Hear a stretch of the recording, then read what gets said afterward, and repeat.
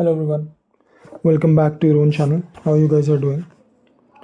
So today's video is about another series which I'm starting from today, and this is not the Saturn series. We will be continuing that series that will run in parallel, but this is one where we will be starting with the transit of Rahu and Ketu, which will be starting from or towards May end of this year. Currently, if you see, Ketu is in the Virgo sign and Rahu is in the Pisces sign. So after around May end, Ketu will be moving here and Rahu will be moving here. Okay. So we will be going to cover this for all ascendant starting from today. After that, we will be going to take it from moon also as we are doing for Saturn. But first we will complete with all the ascendant, and parallelly we will be doing Saturn series also. Okay. So now let's quickly start this video, and today we will be covering the Leo ascendant. So for Leo ascendant, Ketu will be moving to their first house and Rahu will be moving to their seventh house. So first of all, let's talk about Rahu and Ketu. So we discussed this multiple times in past also, what is Rahu and what is Ketu. But Rahu, as we all know, is something which is more of obsession, attachment, expansion, mainly of non-living significance things. Okay. It is something what we like to do or what we are supposed to do in this life. We are get more attracted towards those things. Rahu is darkness. Okay. So, and Rahu is something what we intake, and Ketu is something what we just opposite of it, what we omit out.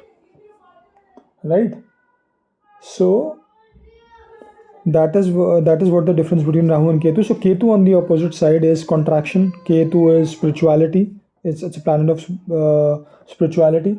Ketu, Rahu is head and Ketu is a headless planet. Ketu is just body and Rahu is just head.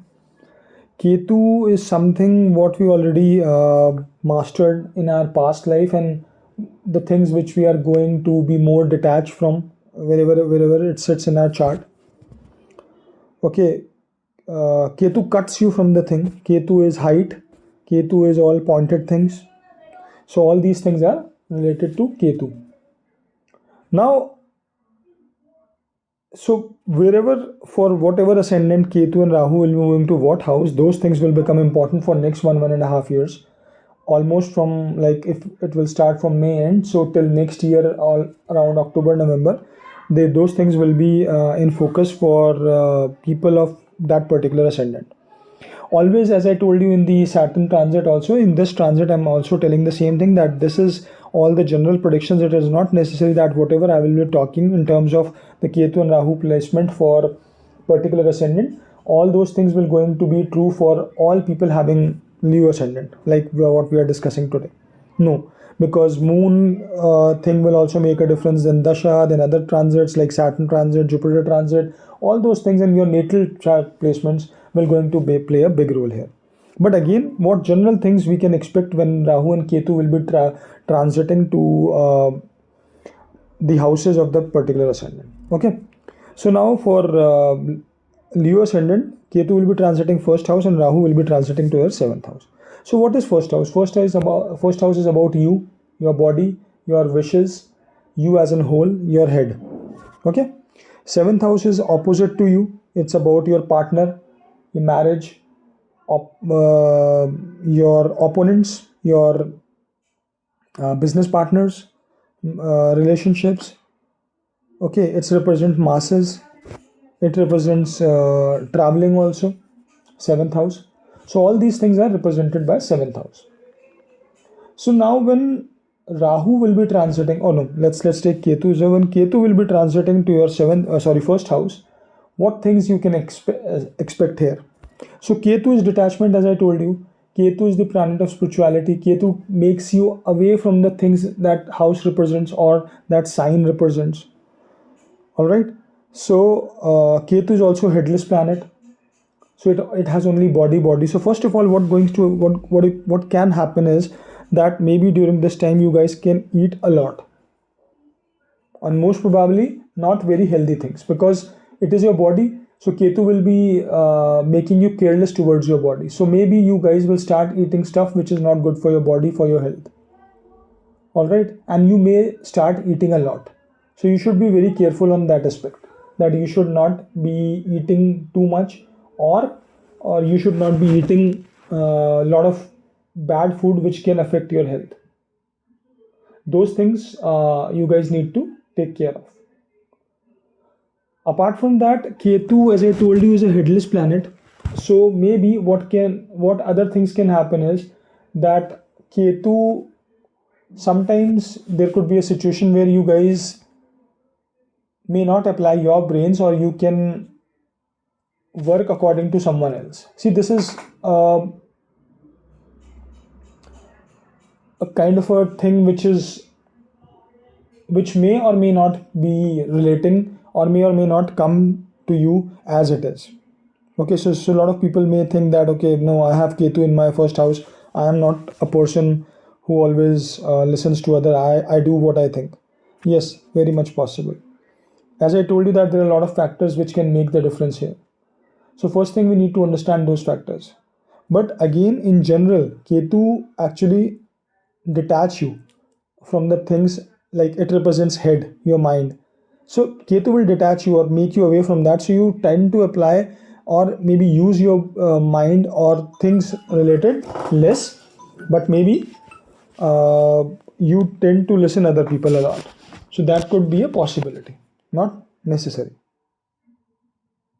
Okay. Hello. Hello very good afternoon sir. Yeah, good afternoon. Sir खुशी बात कर रही हूँ गुड़गांव से। हाँ जी बोलिए। आपको property plan करना है गुड़गांव में, रेजिडेंशियल या कमर्शियल? नहीं मैम, अभी नहीं। Okay, thank you sir. Okay, thanks.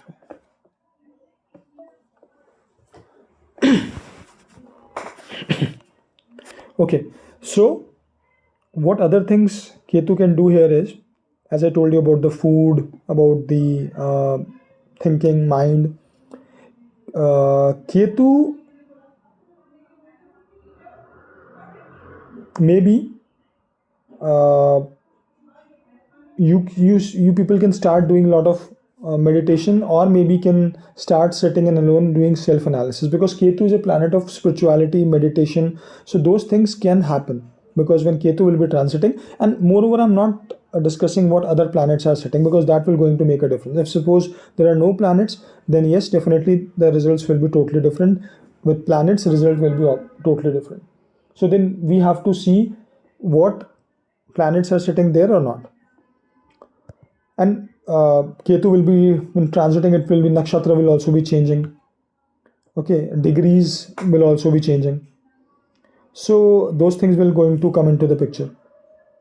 But maybe, or if you are not, then I think it's always recommended that if Ketu is in your first house or transiting your first house, you guys should do meditation or yoga a lot, just to keep yourself in a healthy state. And also, because it's a planet of spirituality, and it relates to meditation and all those things, doing it will going to help you with this position of Ketu. So that is something people should do. Okay, now it is not only coming to your first house, it is also coming to the fifth sign, and means Leo. So what Leo represents? Leo is about fifth house in the Kalpurush Kundli. Fifth house is about children. Fifth house is about creativity, your creative expressions, right? Speculative things. So maybe Ketu will try to make you detach, or maybe less interactive, or it could give you a distance from your children's, if you are married and you already have children. Why? I'll tell you when I will be discussing about Rahu, that why it can give you a little bit of distance or separation. And in some cases, not everyone, but yes, Ketu can make you detach, or because you may feel, or you maybe like to sit in isolation, then probably you may be interacting a lot with your children, may not be interacting a lot with your children. Okay, or maybe creativity wise, you if you are a very creative person with other combination, that's fine, but if you're not, then obviously that will also going to impact that area of creativity also. Speculative business wise, again you have to be careful and see whether other combinations are supporting. Otherwise, you should be very careful in doing those things, because if other factors are not too good and Ketu transit is influencing, then probably speculations or things related to that may not be good during this time period. All right, now coming on to Rahu in seventh house. So as I told you what seventh house is and what Rahu is. So Rahu during this period will going to expand the seventh house. What does that mean? People may get married also. Other combinations and other things will come into picture. But yes, marriage can be on cards, or relationship, multiple relationships. That's what Rahu can give you. Apart from that, Rahu can make you a little bit obsessive about the about your partners. Maybe you can be interacting more with them, spending more time with them, or can make you more inclined towards, if you're married, then yes, towards marriage. If not, then probably about relationships or your partner, or you guys can start thinking about getting married. Other thing what Rahu can give you is, because this is the house of masses, right? Seventh house. And also you have to see that this is Aquarius, 11th house. 11th house is about network circles, social media. So people can be more on with social media more. Maybe you guys can start spending your time on social media more. And that is why you guys will be separated, as I told you, that you will be separated because of Ketu from your children's. Or maybe you guys will isolation, because when you are watching things on your mobile or laptop, or then you are all alone, right? You're not doing it with someone else. So that is where Rahu can give you an obsession of that. So be careful, because that is seriously not very good thing. But yes, if suppose you are onto YouTube, or that's your business, that's your work, then yes, Rahu can give you a lot of good things about, maybe you can do more good in terms of interacting with people, because this is the house of networking, sign of networking also there, and the house of masses. So maybe you start interacting with more and more people, and more people starts interacting to you, for either if you are an astrologer or something, maybe people can try and contact you for to give you more and more business, because this is the house of business also, seventh house. So you can get more business.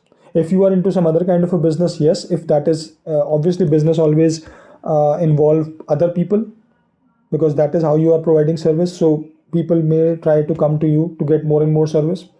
Also it can give you because Rahu is about foreign things, so it can give you things related to foreign, or maybe clients from foreign, or some income from foreign, right? Because 11th house is about gains also.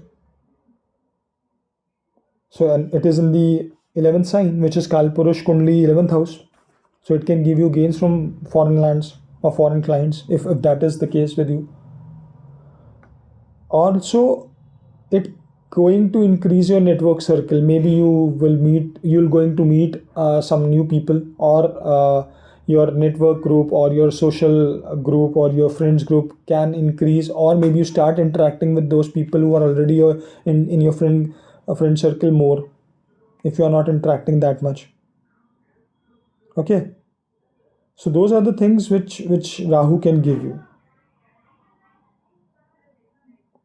Also, seventh house is about traveling. So Rahu can give you travel to foreign land, depending upon other situation. Honestly, it will not going to come true for everyone. But yes, Rahu can give you that. So that is also one thing, and that is why I told you, maybe you will not be traveling with your family, or you will be traveling alone. So you may get a distance, or for sure, or maybe for some time you may be separated from your children and family. Okay. So that is what I meant when I actually said about the separation and distance thing. Now, let's talk about one more thing which a lot of people don't talk or think about. I'm not talking about aspects over here, because otherwise people start saying, no, Ketu and Rahu don't have any aspects, and I don't want to go into that or that debate, because everybody has their own say. What I believe, what you guys believe, it's your belief, right? But what I'm trying to tell here is that please look at the trine houses also from both Rahu and Ketu. So from Ketu, look at 5th house and 9th house for Leo ascendant, and from Rahu, please check 11th house and 3rd house. So whatever planets are sitting in these houses will going to have an impact of this transit and also things related to these houses. So I'm not going to talk about what planet or what things it can impact, but yes, you all know what is in 9th house, 5th house, 3rd house, 11th house. But planets, whatever the planets will be sitting, will going to have an impact, or the things in your life can change accordingly with respect to those planets. And if any planet is sitting in 7th or Lagan or ascendant also. All right. So please look into those things also while doing the analysis. So as always, I say that things what we just spoke is all general. A lot of things will come into play when we actually look for the analysis for a particular person. This is just in normal general predictions for all the people for Leo ascendant. It may or may not come true for you, but because you may have some different placements also in your chart, or some dasha is going on, or some other transit will be going to have an effect. Okay. So guys, this is all from this video. I hope you like this video. If you like this video, please subscribe to the channel, hit the like button. Do share this video, comment if you have any questions, and we will be continuing this series along with the Saturn series what we are already doing.